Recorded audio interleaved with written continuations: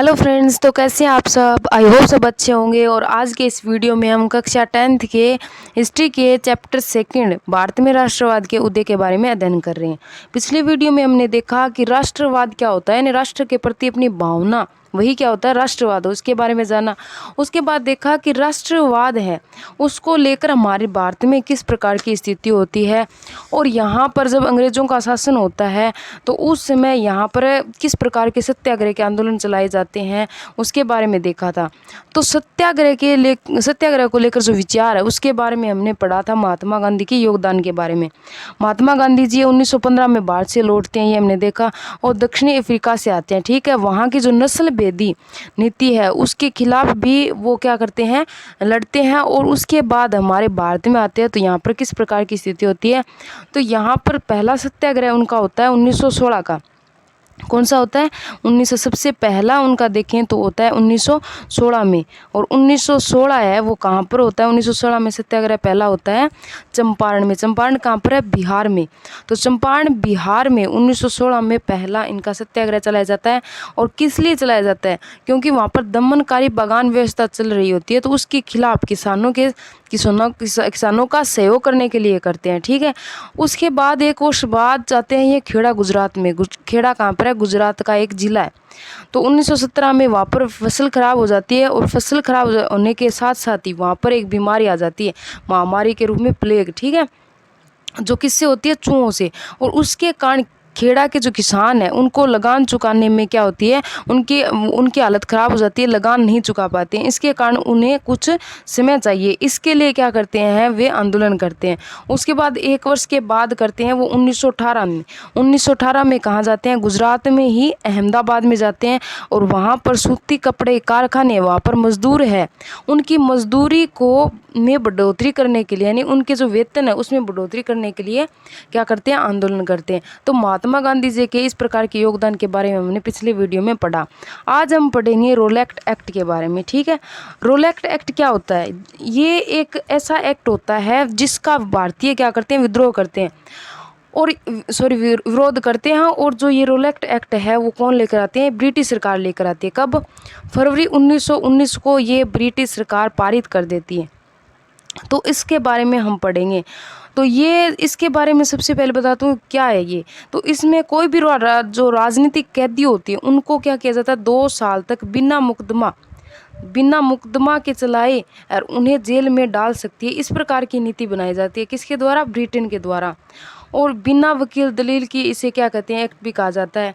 और इसके खिलाफ क्या करते हैं? फिर गांधी जी है वो खिलाफ सत्याग्रह को लेकर आते हैं। तो इसके बारे में आज इस वीडियो में पढ़ेंगे। ठीक है, तो चलो स्टार्ट करते हैं। तो इस कामयाबी से उत्साहित गांधी जी ने 1919 में प्रस्तावित रोलेक्ट एक्ट के खिलाफ एक राष्ट्रव्यापी सत्याग्रह आंदोलन चलाने का फैसला लिया। किसके खिलाफ? रोलेक्ट एक्ट के खिलाफ। और ये कब आता है? फरवरी 1919 में पारित होता है। ठीक है, 13 अप्रैल 1919 को। साथ में यहाँ पर जलियांवाला बाग हत्याकांड भी होता है, तो उसके बारे में बाद में पढ़ेंगे। तो ये रोलेक्ट एक्ट है, इसके बारे में पढ़ेंगे। तो इसके खिलाफ यानी कि बिना मुकदमा, यानी कि कोई अपराधी है या नहीं है इसका पता लगाए बिना ही क्या कर रही थी? सरकार कैदियों को जेल में डाल रही थी। तो इसके लिए सत्याग्रह चलाते हैं गांधी जी मिलकर लोगों के साथ। तो भारतीय सदस्यों है उनके भारी विरोध के बावजूद इस कानून को इंपीरियल लेजिस्लेटिव काउंसिल ने बहुत जल्दबाजी में पारित कर दिया था। और इसी कानून के जरिए सरकार की राजनीतिक गतिविधियों को कुचलने और राजनीतिक कैदियों को 2 साल तक बिना मुकदमा चलाए जेल में बंद रखने का अधिकार मिल गया था। किन्हें? ब्रिटेन सरकार को। महात्मा गांधी ऐसे अन्यायपूर्ण कानूनों के खिलाफ अहिंसक ढंग से, यानी बिना लड़ाई करे, नागरिक अवज्ञा चाहते थे, यानी हम बिना लड़ाई करे अपने अधिकार को पाना चाहते हैं। तो इस प्रकार से उन्होंने क्या किया? सत्याग्रह चलाया। और इसे 6 अप्रैल को हड़ताल में शुरू होना था, यानी 6 अप्रैल 1919 को वो चाहते थे कि हड़ताल पर बैठ जाएं। विभिन्न शहरों में रैली और जुलूस का आयोजन किया जाता है। रेलवे वर्कशॉप है, वहाँ पर कामगार हड़ताल पर चले जाते हैं, दुकानें सब बंद हो जाती है। और इस व्यापक जन आभार में चिंतित रेलवे, टेलीग्राफ जैसी जो संचार सुविधाएं हैं उनके भंग हो जाने की आशंका से भयभीत जो अंग्रेज हैं उन्होंने राष्ट्रवादियों पर दमन शुरू कर दिया। यानी उन्हें लगा कि इस प्रकार से तो यहाँ पे जो व्यवस्था है वो हमारे लिए क्या हो जाएगी, मुश्किल हो जाएगी। तो इसलिए क्या करते हैं, वो इसका विरोध करने लगते हैं। कौन? अंग्रेज़। और अमृतसर है उसमें बहुत सारे स्थानीय नेता को हिरासत में ले लिया जाता है, क्योंकि वो हड़ताल करने के लिए अमृतसर है, वहाँ पर एक विशाखी का मेला लगता है, वहाँ पर बैठे होते हैं सभी। तो वो क्या कर रहे हैं, उसमें बड़े जो महान नेता हैं वो आपस में बातचीत कर रहे होते हैं। तो गांधी जी है, तो उसमें क्या होता है, अमृतसर में स्थानीय नेता उसको हिरासत में ले लेते हैं। कौन? अंग्रेज़। और गांधी जी के दिल्ली में प्रवेश करने पर पाबंदी लगा दी जाती है। 10 अप्रैल को पुलिस ने अमृतसर में एक शांतिपूर्ण जुलूस पर गोली चला दी।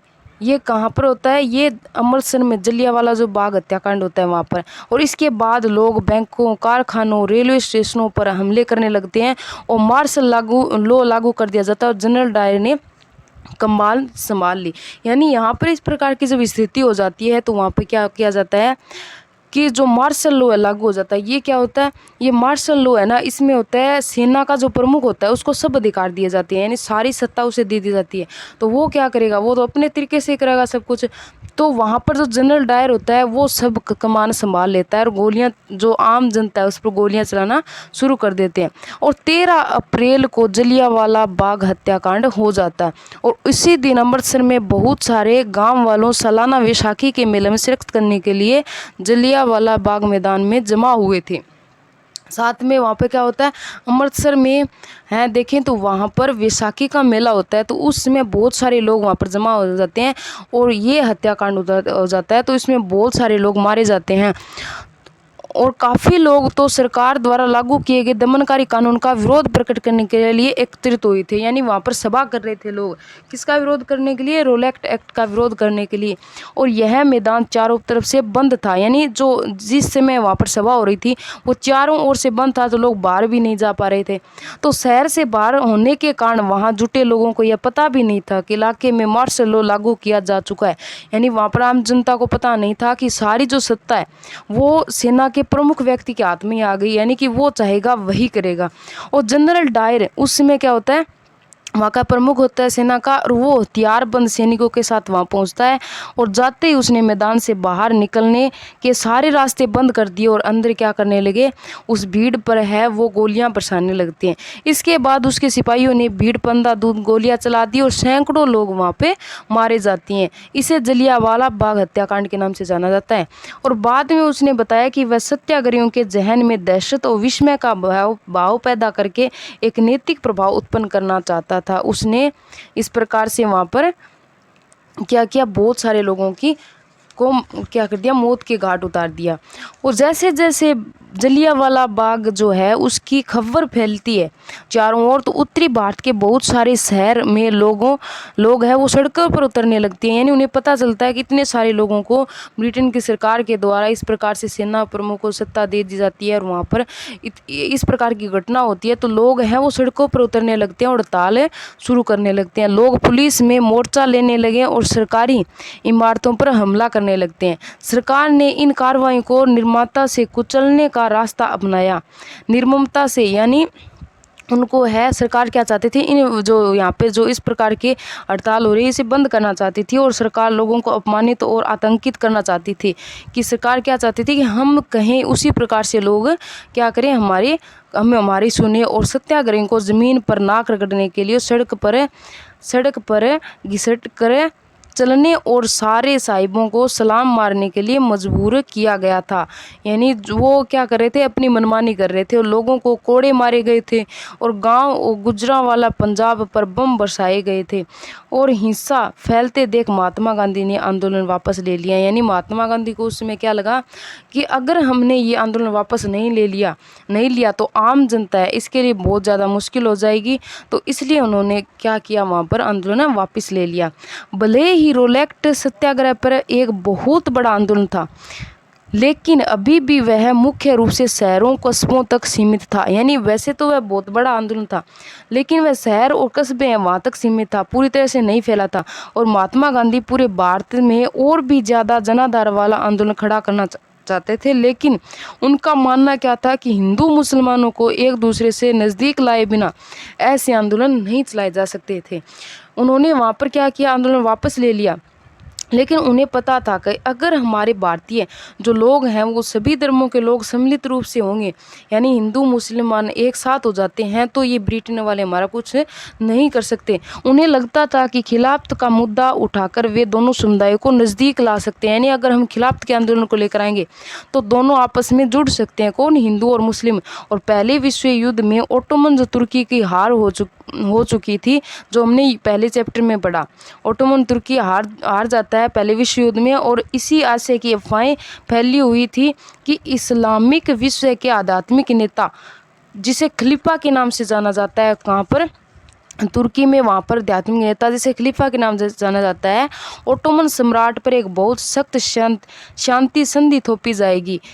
खलीफा का तत्कालिक शक्तियों की रक्षा के लिए मार्च 1919 में मुंबई में एक खिलाफ समिति का गठन किया जाता है, और मोहम्मद अली और शौकत अली बंधुओं के साथ साथ कई युवा मुस्लिम नेताओं ने इस मुद्दे पर संयुक्त सितंबर 1920 में कांग्रेस के कलकत्ता अधिवेशन में महात्मा गांधी जी ने भी दूसरे नेताओं को इस बात के लिए राजी कर लिया और खिलाफत आंदोलन के समर्थन और स्वराज के लिए असहयोग आंदोलन शुरू कर दिया।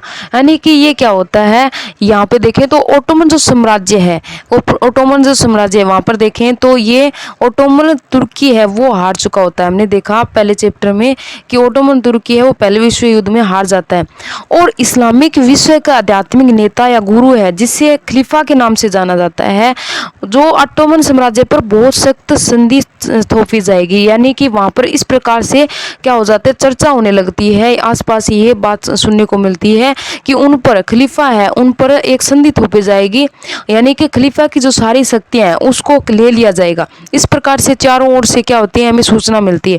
तो खलीफा की तत्कालिक शक्तियों की रक्षा के लिए मार्च 1919 में बम्बई में एक खिलाफ समिति का गठन किया जाता है, और वहाँ के जो इस्लाम है यानी कि मुसलमान है वो क्या चाहते हैं कि 1919 में बम्बई में खिलाफ समिति का गठन करेंगे, और जो खलीफा है उसकी सारी शक्तियों को क्या करेंगे, उनकी सारी शक्तियों को है वो इस प्रकार से हम नहीं,